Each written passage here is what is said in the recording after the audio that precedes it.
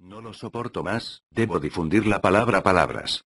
El día que conocí a Mary, un día de verano de 2007, realmente terminé hablando con una puerta. Bueno, más que hablar con una puerta, escuché los sollozos y las plegarias que venían del otro lado de esa puerta. Hablé con Terence, el esposo de Mary, durante 15 largos años. Mary aceptó verme porque a mi edad era imposible que trabajara para algún periódico y en realidad, yo no parecía otra cosa que un estudiante obsesionado con algunos temas, ocupado en su carrera y, si todo salía de acuerdo al plan, esperanzado en escribir algunas piezas de ficción, en algún momento. Y eso era todo lo que yo era. Obtuve la dirección de su casa y acordé visitarlos en un fin de semana en el que yo estaría en Chicago visitando a una tía. Terence me recibió, Mary se había encerrado en su habitación.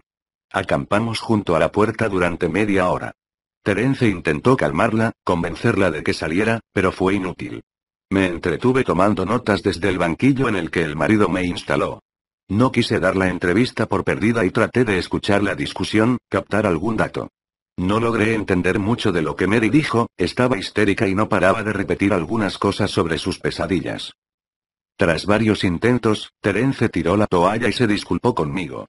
Abandoné la casa un tanto desanimado, pero logré convencerme de que aquello no era para tanto, después de todo, esto era un pasatiempo y nada más.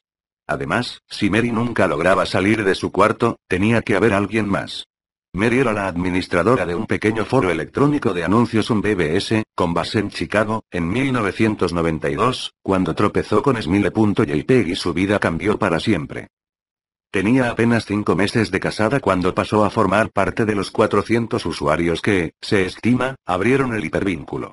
Ella, sin embargo, es la única que ha hablado abiertamente sobre la experiencia. El resto han permanecido en el anonimato o quizá han muerto. Fue en 2005, cuando apenas cursaba la preparatoria, que Smile.jpg atrajo mi atención por mi creciente interés en los fenómenos surgidos en Internet. Mary solía ser la víctima que se citaba para darle credibilidad a un fenómeno que también llegó a denominarse como Smile.gov.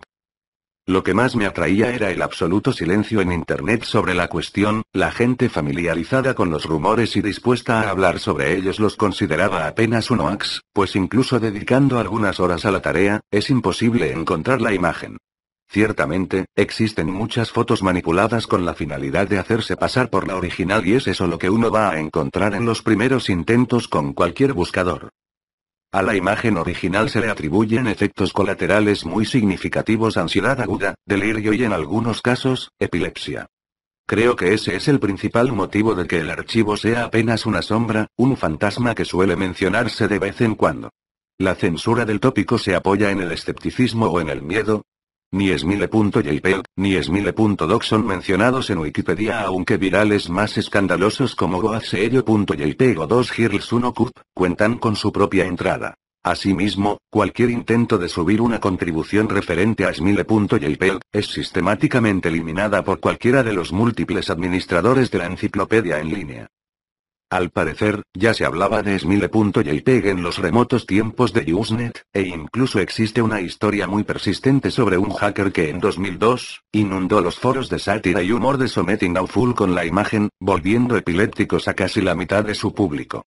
Se cuenta también, que para finales de la década de los 90, una cadena circuló vía email con el asunto. Sonríe, Dios te ama. Sin importar los altos márgenes de exposición que estos eventos supondrían, pocas personas admiten haber tenido contacto con el archivo y hasta ahora, ninguna página o vínculo convincente ha sido descubierto. Aquellos que claman haber visto Smile.jpg, suelen alardear agregando que en el momento en que lo vieron estaban muy ocupados como para guardar una copia en su disco duro. De cualquier modo, las descripciones de las presumibles víctimas suelen tener algunos puntos de coincidencia. Un perro cuando se especifica su raza, un husky siberiano, iluminado por el flash de la cámara en una habitación en penumbras. El único detalle que se distingue en la imagen es una mano que surge desde la penumbra y usualmente, no parece hacer nada más que posar, hacia el margen izquierdo. Por supuesto, el enfoque de la imagen es el perro o la criatura similar a un perro, como también suelen llamarlo. El animal muestra una par de filas de enormes, blancos y afilados dientes, con un gesto que casi parece humano. Se suele agregar que la imagen se ha quedado dentro de la cabeza del espectador y que conforme se repite, vuelve en momentos de distracción durante el día, esta va envolviendo la mente, hasta el punto en el que la imposibilidad de pensar en otra cosa se confunde con la sensación de no poder mirar hacia otra parte y la imagen comienza a despertar impresiones en los otros sentidos. Estos, por llamarlos así, episodios, parecen estar relacionados con los diagnósticos de epilepsia y también con la aparición de pesadillas, nítidas y paulatinamente más inquietantes. Después de que la condición empeora, el testigo suele terminar medicado y esto, al menos en algunos casos, suele mitigar el proceso. Supongo que el tratamiento que Mary tomaba, no fue parte de esos casos.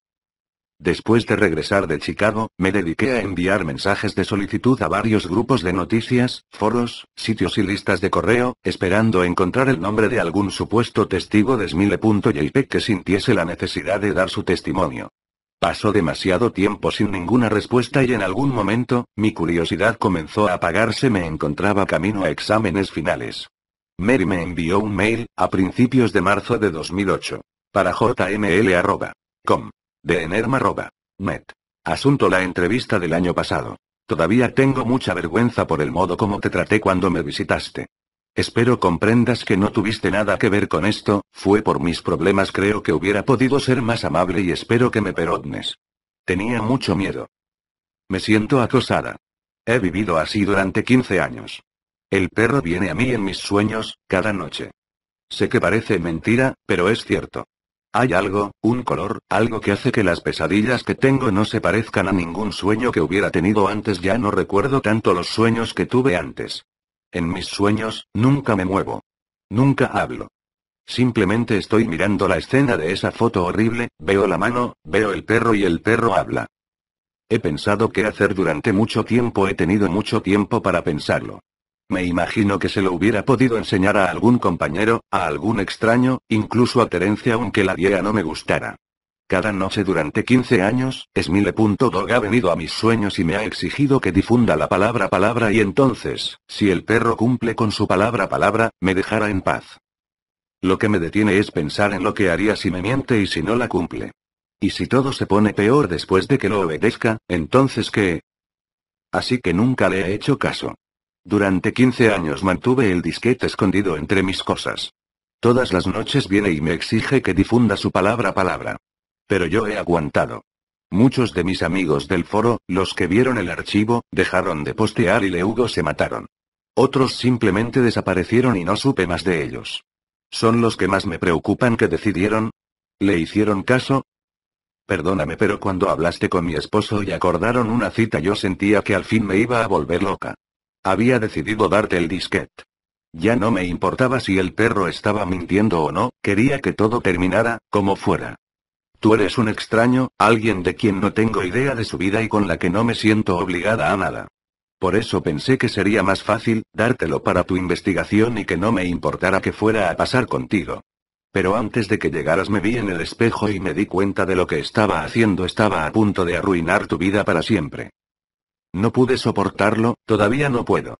Tengo mucha vergüenza de lo que estuve a punto de hacerte y todo lo que espero es que esta advertencia haga que recapacites y dejes de buscar el archivo. Porque puede que te encuentres con alguien más débil o más inconsciente y no dude en obedecer sus palabras. Las palabras. Todavía estás a tiempo de detenerte. Sinceramente, Mary. Terence me llamó unos días después, estaba en la ciudad y quería verme, lo cité en un café. Mary se había suicidado. Después de cremarla, había decidido revisar sus cosas, sus cuentas de correo y su ordenador. Fue hasta que me contó que había dado con el email que su esposa me mandó, que me di cuenta del verdadero estado en el que se encontraba. Era poco lo que quedaba del carácter afable y seguro con el que me había encontrado el año pasado. Me pidió que hiciera caso de lo que su esposa me había advertido. Había encontrado el disquete, etiquetado simplemente como Dog, en una estantería, en medio de un libro. Lo había roto y le había prendido fuego hasta volverlo nada más que un pedazo de plástico negro y retorcido. Silbó, me dijo. Noté su rostro palidecer mientras intentaba tragar saliva y luchaba por explicarme, por encontrar las palabras correctas para explicarme. La cosa, silbó, la cosa, trató de disimular el tono de su voz, el temblor de sus manos, dándole un trago a su taza de café. La cosa aulló cuando se estaba quemando. Noté el cambio en su cara, conforme se daba cuenta de lo que me estaba diciendo como si fuera un animal, vivo. Me conmovió, quizá demasiado. Tengo que admitir que no supe cómo manejar mi encuentro con Terence. Si esto era una broma, era una muy buena. Pensaba, para calmarme, que todo era un engaño. Parecían una pareja seria, pero quién sabe, quizá solo se habían estado divirtiendo. Luego encontré el obituario de Mary e incluso, encontré una pequeña nota que cubría su muerte en la sección policíaca de un tabloide de Chicago. Estaba muerta, al parecer, aunque ni la nota ni el obituario decían nada acerca de un suicidio. Decidí abandonar definitivamente mi pasatiempo, sobre todo porque estaba por finalizar el semestre y tenía que concentrarme en los exámenes. El mundo tiene formas extrañas de ponernos a prueba. Casi después de un año completo de que viera al esposo de Mary, recibí otro mail. El fin del mensaje todavía me da escalofríos. Mi cliente de email mostraba un archivo adjunto. Su nombre, como era de esperarse, era smile.jpg. Consideré si bajarlo o no. Era muy probable que fuese falso, todo lo que había pasado no volvía más probable otro resultado. Además, aún no estaba completamente convencido de los dichosos poderes de un simple fichero. El caso de Mary me había sacudido, claro, pero, ¿no era una paciente psiquiátrica de cualquier forma? Además, ¿cómo es que una simple imagen podría hacer lo que se supone que ésta hace? ¿Qué clase de criatura es capaz de romper la mente de un ser humano usando como único medio, sus ojos? Por otro lado, no todo podía ser una mentira, algo tenía que existir del otro lado de la leyenda. Si descargaba la imagen, si la miraba, si al final de todo resultaba que Mary se encontraba en lo correcto, si Smile.dog venía a mí en mis sueños a exigirme que difundiera su palabras, ¿qué haría entonces? Viviría como lo hizo Mary, luchando con todas mis fuerzas durante el resto de mi vida, para no rendirme ante las órdenes de la criatura, hasta finalmente sucumbir a mi propia muerte o mi propia locura. ¿Y si elegía el otro camino, a quién le cargaría algo como esto? En mi intención original, que era escribir un artículo corto sobre Smile.jpg, había pensado que podía anexar la imagen como evidencia, pero en esos momentos no esperaba que cualquiera que leyera el artículo, cualquier interesado, terminara afectado. Asumiendo que el archivo adjunto en el mail fuera genuino, sería lo suficientemente malicioso como para salvarme a mí mismo de esta forma.